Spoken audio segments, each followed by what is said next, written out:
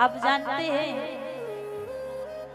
बालक का प्रथम गुरु उसकी माँ होती है।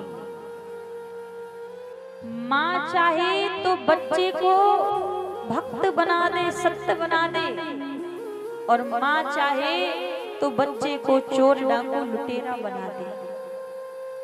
लेकिन हम क्या करते हैं, हमें लगता है कि जब बालक ने जन्म ले लिया है उसके बाद उसको सिखाना है, उसके बाद उसको संस्कार देना है।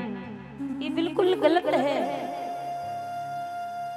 बच्चे को संस्कार देना प्रारंभ कब से करना होता है?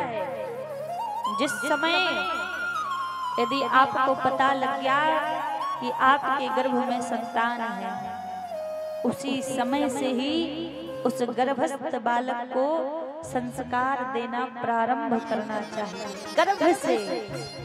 क्योंकि गर्भ में आपने जो सिखा दिया वो सीख कर आएगा बालक।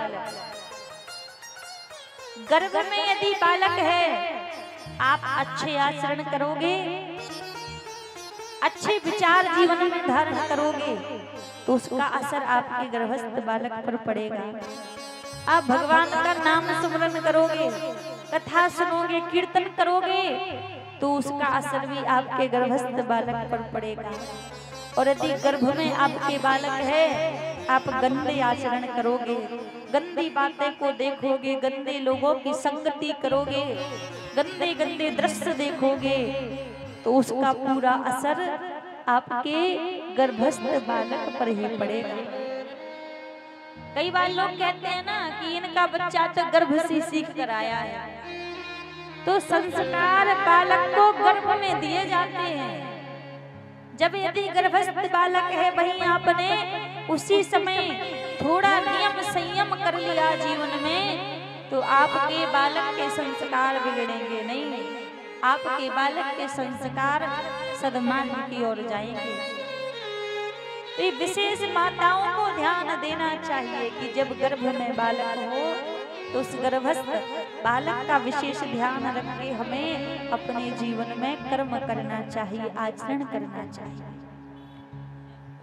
कहते हैं यदि जिस बालक का आपके घर में जन्म होना है, ध्यान दीजिए, बालक का यदि जन्म होना है तो उसके भाग्य में यदि कुछ गलत चीजें भी हैं, और यदि जब बालक वो गर्भ में है तो उस समय उस बालक के माता पिता भगवान का नाम जप करें, नाम कीर्तन करें, सत्संग इत्यादि अपने जीवन में करें, तो उसका असर उनके बालक के ऊपर होता है।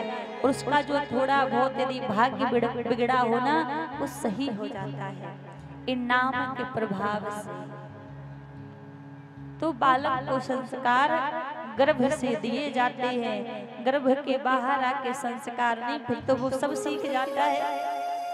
जो आपने गर्भ में जब वो था जैसा आचरण किया है वो बालक सीख चुका है पहले।